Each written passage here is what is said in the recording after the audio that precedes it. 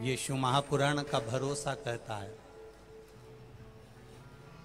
प्रसूति शिव महापुराण की कथा जितनी भी माताएं सुन रही हैं, जिनके घर में 30-30 साल तक औलाद भी नहीं हुई हो, 15 साल, 18 साल, 10 साल, 20 साल, अगर संतान का सुख भी नहीं है, तो वे विश्वास कहता है जिसने 7 दिन की प्रसूति शिव महापुराण की कथा 7 दिन की अगर पूरी, भले मोबाइल पर सुने, चाहे टीवी पर सुने, चाहे पंडाल में सुने, कामना कर कर, झोली पसार कर अगर दिल से सुनेगी, तो ये झोली भले 30 साल क्यों ना हो गए हो, तो भी वो भरेगा जरूर, ये निश्चित है। दिल से सुनो। कौन क्या कह रहा है, कौन क्या बोल रहा है, व्यवस्था क्या है, व्यवस्था है कि नहीं है, कौन कहाँ बैठ रहा है, कौन क्या बोल रहा है, हमें उससे मतलब नहीं रखना है। 7 दिन की कथा हमें दिल से सुनना है, बाबा से प्रार्थना करना है कि मेरी झोली खुशियों से भरकर भेजना बाबा, खुशियों से।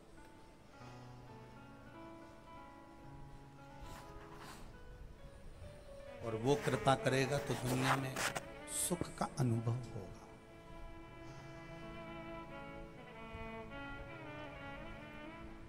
शत्रुपा जी ने तप करा था, साधना करी थी।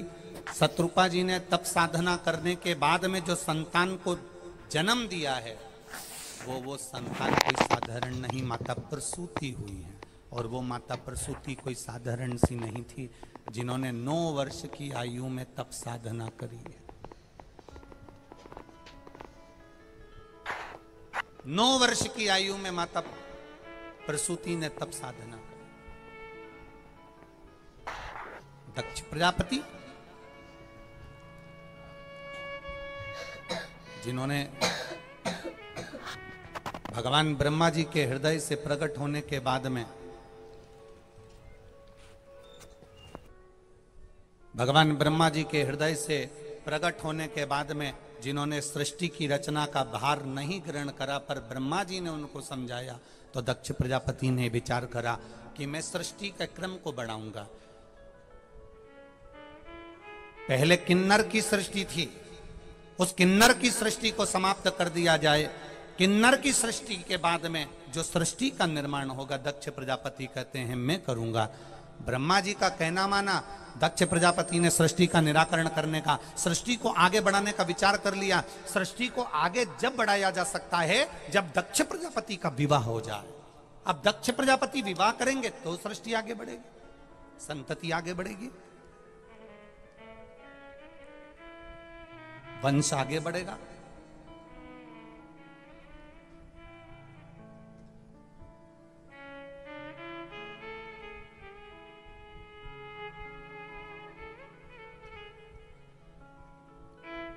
एक मिट्टी के पात्र, उस मिट्टी के पात्र के ऊपर एक तांबे का पात्र। अब जरा माताएं बड़ा ध्यान लगाकर सुनिएगा, कथा चूके ना। आपको 10 जगह जाकर सिर नवाने की जरूरत ना पड़े, एक महादेव के चरणों से ही आपका आनंद सुख प्राप्त हो जाए। एक मट्टी का पात्र, और मट्टी का अगर कोई कलश है छोटा सा, उस कलश के ऊपर तांबे का कलश।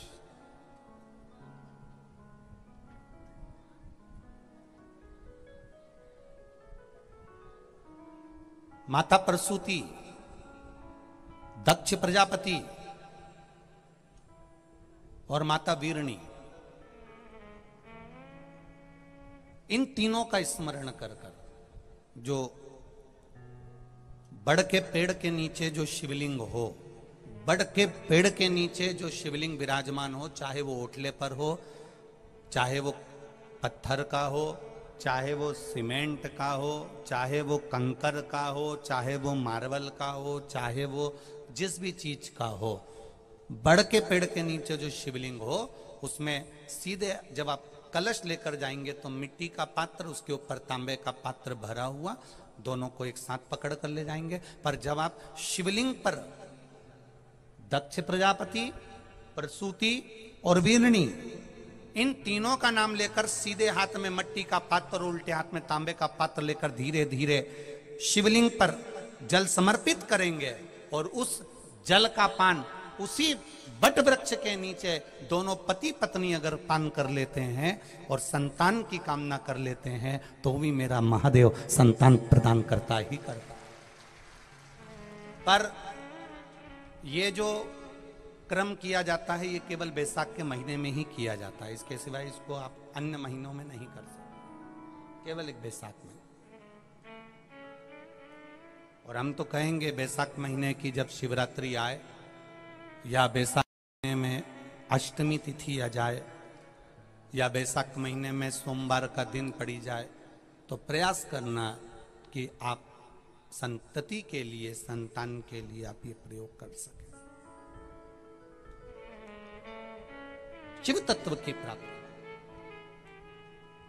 आप डॉक्टर को दिखाओ, आप डॉक्टर की दवाई भी लो, आप डॉक्टर से जांचें भी कराओ, आप डॉक्टर ने जो आपको बताया वैसा आप करो, पर साथ में शिव भक्ति को भी अपने भीतर उतार कर शंकर से भी अपने दिल की बात कहकर चलो। शिव से भी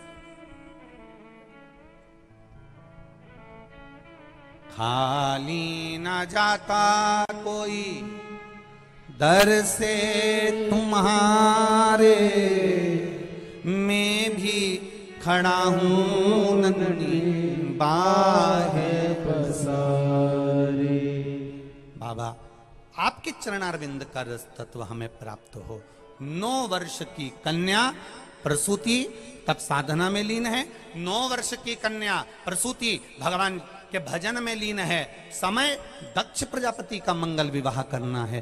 क्यों? संतति को आगे बढ़ाने के लिए, संतान को आगे बढ़ाने के लिए और इस पूरे ब्रह्मांड को एक संतति देने के लिए।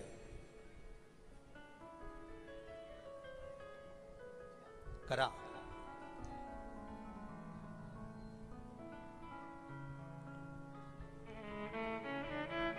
दक्ष प्रजापति जब तप में लीन थे, कहा, ब्रह्मा जी ने आकर कहा, दक्ष प्रजापति तुम तप में तो लीन हो परंतु हमारा विचार है कि तुम अब संतति को आगे बढ़ाओ। तुम्हें संतति को आगे कैसे बढ़ाऊं? आपको विवाह करना पड़ेगा। किससे विवाह करूं?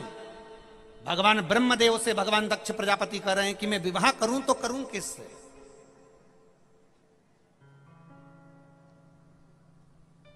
कहा,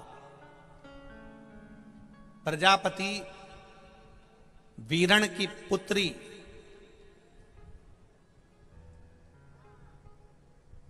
प्रजापति वीरण की पुत्री जिसका नाम आसिकनी है, उसको लोग वीरणी भी कहते हैं। प्रजापति वीरण की पुत्री जिसको लोग आसकनी कहते हैं, उसका नाम वीरणी भी है। अच्छा, कोई फिर अच्छे से सुन लो ध्यान से। कोई अगर आपसे कहे कि सियोर वाले महाराज ये कथा कहां से बाच रहे हैं, तो आप बता देना शिव महापुराण सती खंड अध्याय नंबर 13 और page number 155, 156, 157, Gita press Gorakhpur की शिव महापुराण से यह चरित्र चल रहा है। ध्यान रखिएगा। अगर कोई आपसे कहे कि गुरुजी ये कथा कहां से बाच रहे हैं, ये वीरणी की कथा कहां से बाच रहे हैं, तो आप बता देना गीता प्रेस गोरखपुर की कथा शिव महापुराण सतीखंड अध्याय number 13, 155 number page, 156 number page और 157 नंबर पेज पर से यह कथा को लिया जा रहा है। बहुत ध्यान से सुनो। दक्ष प्रजापति,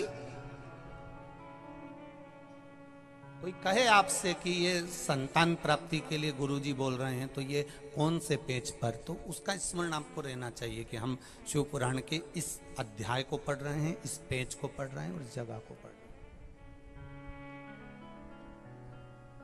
दक्ष प्रजापति, तुम्हें विवाह करना पड़ेगा। किससे? प्रजापति वीरण की पुत्री आसकनी से।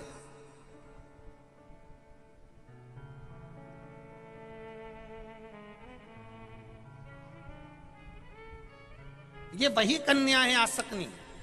प्रजापति वीरण की पुत्री आसकनी ये वही कन्या है, ये वही कन्या है जिस नारी का रजोधर्म से जुड़ा हुआ जो भी तकलीफ होती है, केवल हाथ में जल लेकर आसकनी का नाम लेकर भी वो पान कर लेती है तो रजोधर्म से जुड़े हुए सारे दुख। कहते हैं कि गर्भ में, गर्भाशय में अगर गांठ भी पड़ गई है और डॉक्टर कह रहा है कि बच्चा दानी में गांठ है, गर्भाशय में गांठ है और इसका ऑपरेशन होना जरूरी है, आसकनी दक्ष प्रजापति की पहली पत्नी का मात्र स्मरण कर कर अगर आचमन पानी का कर लिया जाए तो गांठ भी गर्भाशय की गलना प्रारंभ हो जाती है। ये वो नाम, ये वो शब्द है।